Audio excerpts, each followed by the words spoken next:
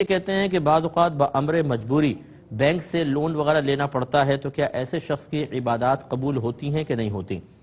دیکھیں، میری آپ سے بہت ہی بڑی گزارش ہے اور عارضانہ گزارش ہے کہ مجبوریاں دو طرح کی ہوتی ہیں۔ ایک یہ ہے کہ ہم اسے مجبوری سمجھتے ہیں اور شریعت بھی اس کی تائید اور توثیق کرتی ہے کہ ہاں یہ مجبوری ہے، اس میں تو آپ لون وغیرہ سود کسی سے لے سکتے ہیں بقدر ضرورت۔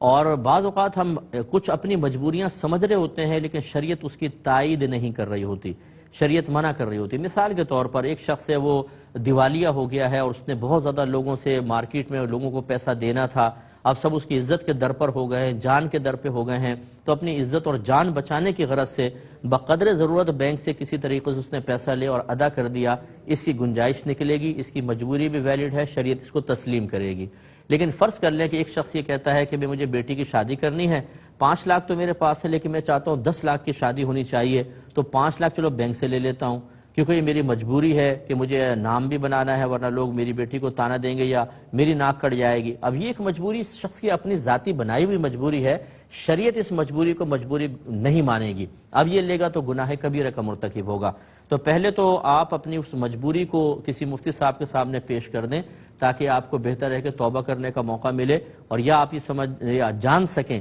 کہ شریعت آپ کو اس مقام پر دینے کی اجازت دیتی تھی، لینے کی اجازت دیتی تھی یا نہیں۔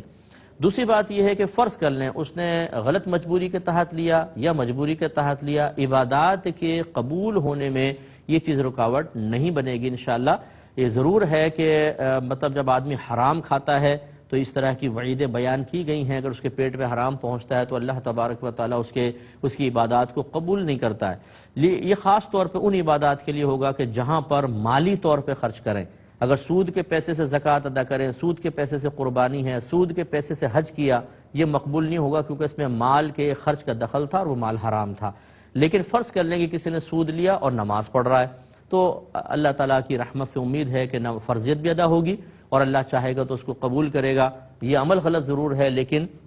نماز کی قبولیت کا، عدم قبولیت کا حتمی طور پر 100% حکم نہیں دیا جا سکتا۔ اللہ تعالیٰ بڑا رحیم و کریم ہے، لیکن بہرحال ڈرنا چاہیے۔ بعض اوقات حدیثوں کے ظاہری الفاظ اس قسم کے ملتے ہیں جس میں عبادات کی عدم قبولیت کی طرف واضح اشارے ہوتے ہیں، تو وہاں پہ بھی علماء تعویل ضرور کرتے ہیں، لیکن عوام کو چاہیے کہ ان کے ظاہر کو دیکھ کے حدیثوں کے ڈریں اور خوف محسوس کریں اور اللہ تبارک و تعالیٰ کی رحمت کی پناہ میں آئیں۔ ایک بھائی نے کہا